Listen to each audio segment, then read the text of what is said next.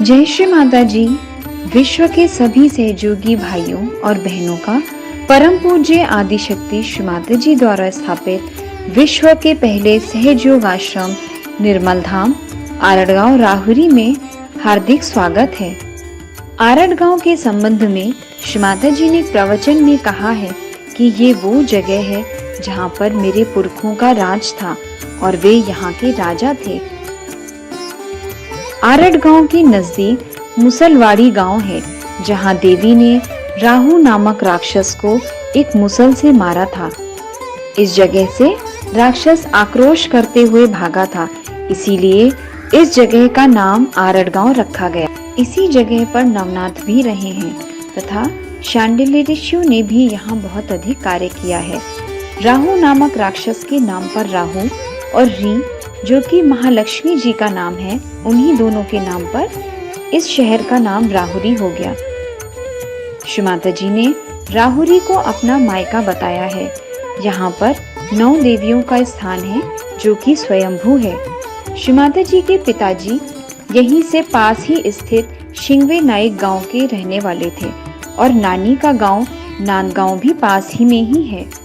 यह दोनों गांव एक दूसरे से 2 किलोमीटर की दूरी पर स्थित हैं।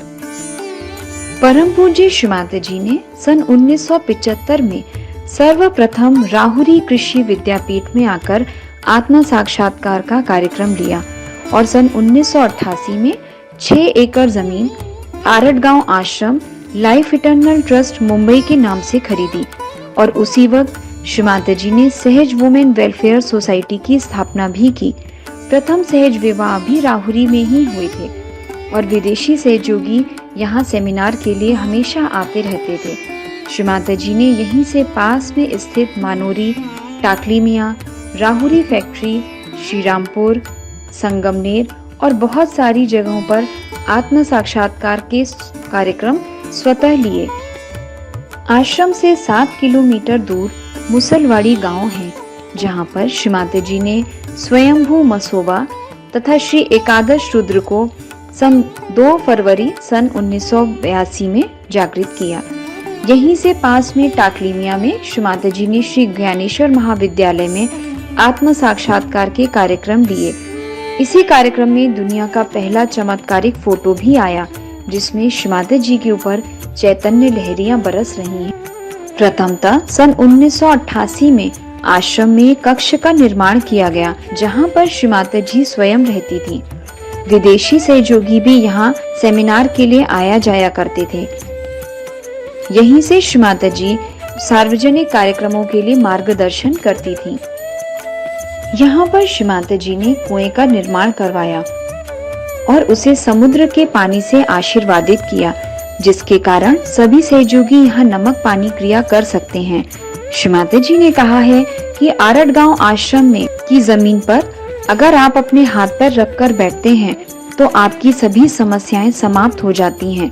वर्तमान में इस आश्रम की 3 मंजिल बिल्डिंग में 50 सहयोगी भाइयों व 50 बहनों की रहने की व्यवस्था की गई है। विश्व के सभी भाई बहन आश्रम में आकर रहें और परम चैतन्य का आनंद लें।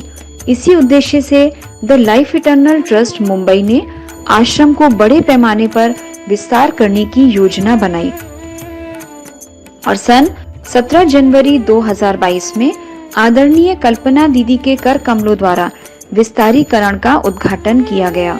इस योजना में 30 बाय 40 मीटर का प्रोफिलेक्स टाइप डोम तथा मेडिटेशन हॉल बनाया गया है जिसमें 1200 से 1500 सहयोगी बैठ सकते हैं। यह डोम अत्याधुनिक टेक्नोलॉजी का बना हुआ है। 150 भाइयों व 150 बहनों के रहने के लिए dormitory, toilets, bathroom, care taker room, kitchen hall जिसमें 500 सहयोगी बैठकर एक साथ खाना खा सकते हैं। यह निर्माण कार्य अभी भी बाकी है। वर्तमान स्थिति में नए प्रोजेक्ट की इंटरनल मेन रोड बन गई है और डोम का ढांचा भी बनकर तैयार है। विश्व के सभी सहयोगी भाई बहन इस पवित्र, पावन, आध्यात्मिक जगह आरड़ गांव में आए, यही श्री माता जी की इच्छा रही है।